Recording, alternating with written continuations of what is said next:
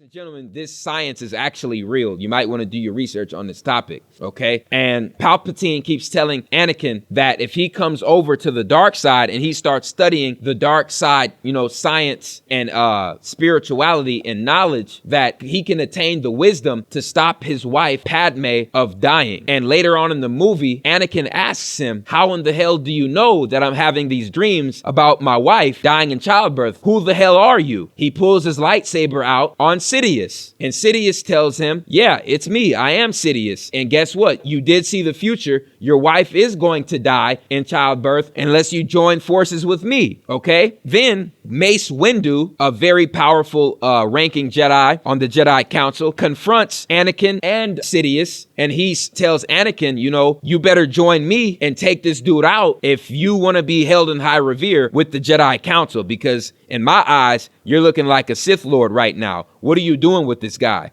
So Mace Windu breaks out in a fight against Darth Sidious, and the fight lasts a long time. These two are very good swordsmen with the lightsaber, and it lasts a very long time. A window is cracked in a building that they're fighting in, and Mace Windu has Darth Sidious surrendered on the ground, and he has the lightsaber to his neck, and he's getting ready to kill him and bring the Force back into balance. And Anakin has the power to let it happen and to let good proceed in the galaxy. But what does he do? He has so much fear in his heart. Anakin, Darth Vader, Pluto has so much fear in his heart, fear of losing his loved one, that he actually believed and bought into the lie of Saturn set Satan Sidious. And he chopped off Mace Windu's hand as Mace Windu was trying to kill Sidious. And Mace Windu was shocked. He was in a state of shock. Like, what are you doing? And that's when he was vulnerable. Sidious got back up and electrocuted Mace Windu out of the window. And he was, he fell all the way down to the concrete street and he was killed.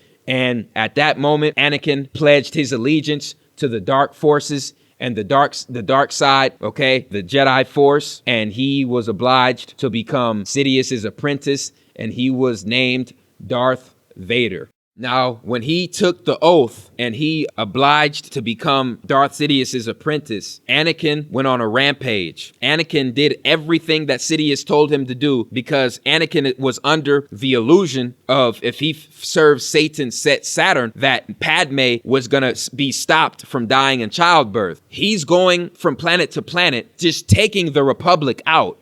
Taking the Republic leaders out and taking the Federation leaders out, assassinating them, killing them. He was killing children. And that's really deep, because if you look up astrology and you look into what Saturn and Pluto were doing when they were together, Saturn was known for eating his children, people. Like I said, each Star Wars character coincides with a planet and coincides with something that's going on in this earth today. So Anakin is on this rampage in episode 3 when he joins forces with Sidious. He's assassinating Federation leaders, Republic leaders, and he's doing this because Darth Sidious, wants the Republic and the Federation to join forces and to become the Empire, the Galactic Empire, because he wants all the power and the control to him and his apprentice, Saturn and Pluto, Sidious and Vader, Palpatine and Anakin. If you do your research on astrology again, Pluto was and used to be Saturn's moon. Saturn had a whole bunch of moons when it fell to this dimension, and Pluto used to be the moon of Saturn. So Darth Vader was the apprentice of Sidious, who was represented by Saturn, the fallen one. Anakin actually kills a group of very young kids, and he's caught on video camera doing it. Yoda shows Obi-Wan Kenobi the video footage of Anakin killing the young ones, and Obi-Wan is in a state of disbelief that Anakin joined the dark side, and Obi-Wan shows the video to Padme Amidala, who's pregnant with Anakin's child. He shows her baby's father killing these kids, and she's in disbelief. So they both go to a volcanic planet. I forgot the name of it, okay? And they confront Anakin on the volcanic planet, and they tell Obi-Wan and Padme, they confront Anakin and say, what are you doing? Why did you do this? You're better than this. Anakin tells them, you don't understand. I saw the future and I have to save you. You have to be saved. Padme tells him there's nothing to be worried about. I'm really disappointed in you. You changed up, yada, yada, yada. Anakin strikes his pregnant baby mother, Padme Amidala. Obi-Wan damn near loses his mind. He confronts Anakin, and Anakin says, put your dukes up. They have a huge saber battle that lasts about 10 to 15 minutes, and Anakin is actually put in a position where he's on a rover going over a volcanic river, and Obi-Wan jumps up onto a cliff where he has the high ground. Anakin, which is Pluto, has so much power and pride in himself that he says, you don't know who the hell I am, so I'm gonna have to show you. He jumps off the platform and raises his lightsaber, going after Obi-Wan's head. Obi-Wan has the high ground and strikes Anakin's legs and the lower part of Anakin's left arm. Anakin's legs are severed, chopped off. His arm is chopped off. He lands on the volcanic rock and he starts melting. His flesh, it gets caught on fire and he starts actually melting. His skin is burnt off. Darth Sidious, who is set Satan, his intuition kicks in and he knows something is wrong with his apprentice.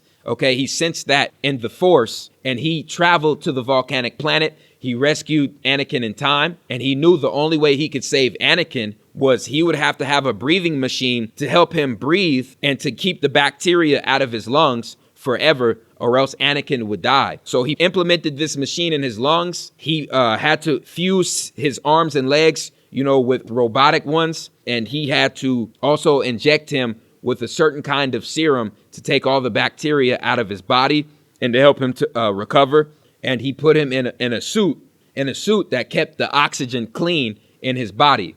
So that's why you see Anakin in that suit, Darth Vader in that dark suit. And in the earlier Star Wars films, this is going to blow you guys away. The voice that was used for Darth Vader was by none other than James Earl, who was a black man. Now, out of all the people on the planet, why did they get a melanated man to portray the voice of the most powerful Jedi, the most powerful Sith Lord to ever exist? I don't know, people. Like I said before, they don't do anything for no reason, okay? We know how these people operate. They always hit us with subliminal messages. The original voice for Darth Vader was James Earl, and they implemented that in the Episode 3 movie as well. When you saw Anakin first get infused with the robot technology and get fused with that suit. After Anakin gets fused in the Darth Vader suit, Padme Amidala, his wife, gives birth to not one, but two children, Luke and Leia. When she gives birth to these twins, she ends up dying anyway, because that was destiny. Emperor Palpatine, Darth Sidious, never told Anakin that was destiny anyway, dude. You can't stop it. So when he finds this out, Anakin asks Darth Sidious, how is my wife? Did she survive? He says no. Anakin loses his mind, and Anakin is so powerful with the Force, he can cause people to die around him without even touching them. We're talking about the most powerful Sith Lord, the most powerful Jedi to ever exist. And when he found out this information, there was pieces of structures